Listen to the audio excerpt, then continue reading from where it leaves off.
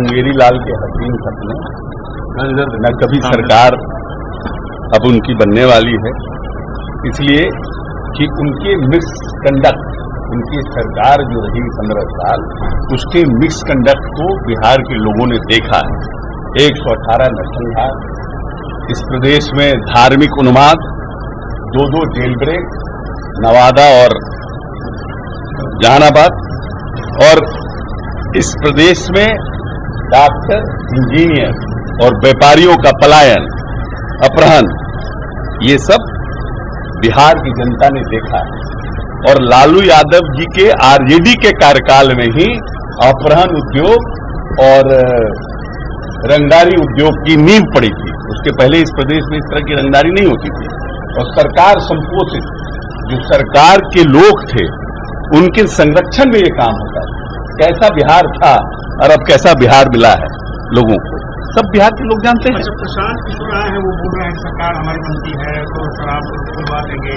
और अरे कहाँ आरजेडी है, कहाँ प्रशांत किशोर? सभा में तो बोल रहे हैं कि होम डिलीवरी टाइप की चीजें अभी भी चल रही है। देखिए, ऐसा है कि इस देश में डाउरी एक्ट आया, डाउरी एक्ट में लोग बंद हो गया, हो रहा है ना केस। इस प्रदेश में SC ST एक्ट आया, SC ST में एक्ट में SC ST होने के बाद भी लोग प्रताड़ना बंद हो गई। तो सरकार कानून बनाती है प्रदेश के लोगों के अच्छाई के लिए, लेकिन हर जगह संविधान तोड़ने वाले दुष्प्रवृत्ति के लोगों की कमी नहीं है। उसको भी हम लोग और ठीक करने का प्रयास कर रहे हैं।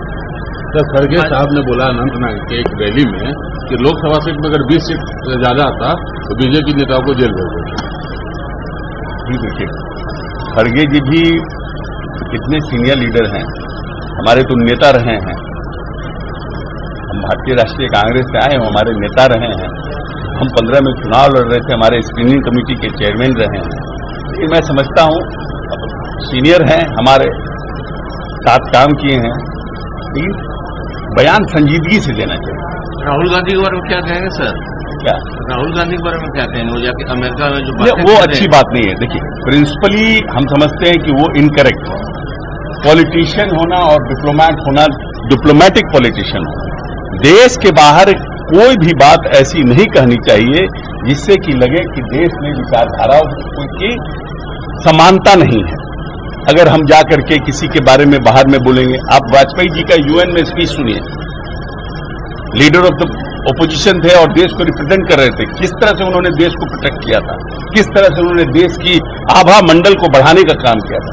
देश का कोई भी नेता किसी भी पॉलिटिकल पार्टी का हो, अगर विदेशी सरजमी पर है, उसको देश की बात करनी चाहिए, देश के उत्थान की बात करनी चाहिए, आने वाले देश की भविष्य की बात करनी चाहिए, जिससे कि जो विदेश के इन्वेस्टर्स हैं उनको देश की राजनीति पर भरोसा हो कि देश के उन्नति के लिए सभी लोग एक हैं। अगर जाकर हम कहीं कुछ बोलेंगे, पॉलिटिकल भाषण देंगे, ये करेंगे, तो लोग कहेगा कि अरे यहाँ तो पता नहीं क्या होगा, अस्थिरता है, राजनीतिक अस्थिरता है।